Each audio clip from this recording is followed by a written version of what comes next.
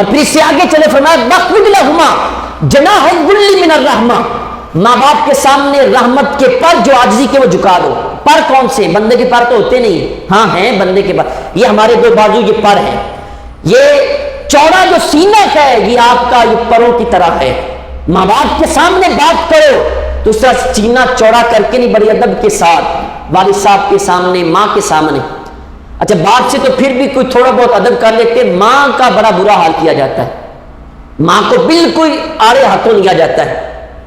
بھائی یاد رکھیں یہ تمہارے لیے دنیا میں جنت ہے. میرے کریم آقا صلی اللہ علیہ وسلم نے فرمایا جب صبح طلوع ہوتی ہے کوئی بندہ اپنے ماں باپ کا فرما بردار ہو تو اللہ تعالیٰ اس کے لیے جنت کے دروازے کھول دیتا ہے. اگر کوئی ایک زندہ ہو اس کے ساتھ اس سے سلوک کرے تو اللہ اس کے لیے ایک دروازہ کھول دیتا ہے.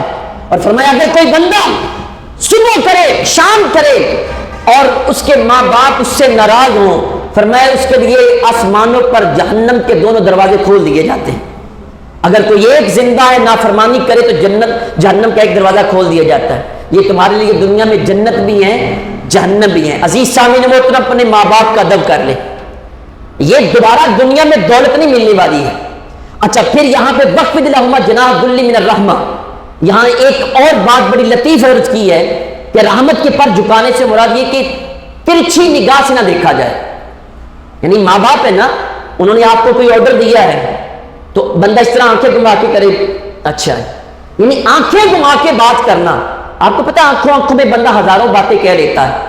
میں نے عرض کیا کہ دل پر لفظ نہیں لہجے اثر کرتے ہیں. آپ کا لہجہ اس طرح کے ہے اس کو چینج کریں. اسی کو اللہ تعالیٰ نے رحمت کے پر کہا ہے، رحمت کے پر جھکا کے رکھیں. وَقُلْ رَبِّ ارْحَمْهُمَا كَمَا رَبَّيَانِي صَغِيرًا، یاد رکھے جب بھی دعا کے لیے ہاتھ اٹھائیں تو سب سے پہلے اپنے والدین کے لیے دعا کریں، یا اللہ ان کی مغفرت فرما، چاہے زندہ ہیں چاہے دنیا سے چلے گئے ہیں، ان کے لیے دعائیں مغفرت کرتے رکھیں. اچھا یاد رکھیں ماں باپ کے لیے ایک عمل ایسا ہے آپ دعا نہ بھی کریں ماں باپ کے لیے دعا ہو جاتی ہے. وہ عمل کون سا؟ وہ نماز ہے.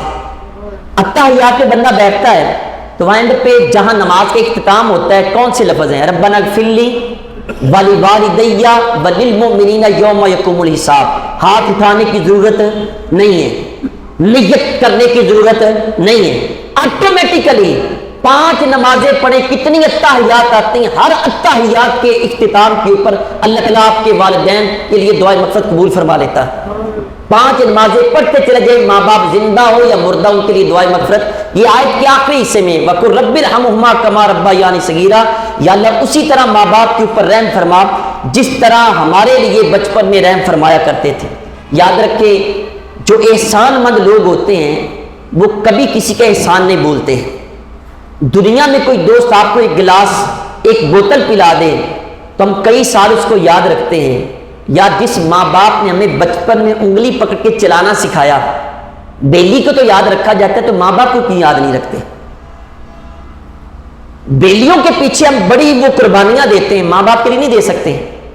یاد رکھیں سب سے پہلے جس کا خیال رکھنا اس دنیا میں ضروری ہے وہ آپ کے ماں باپ ہیں.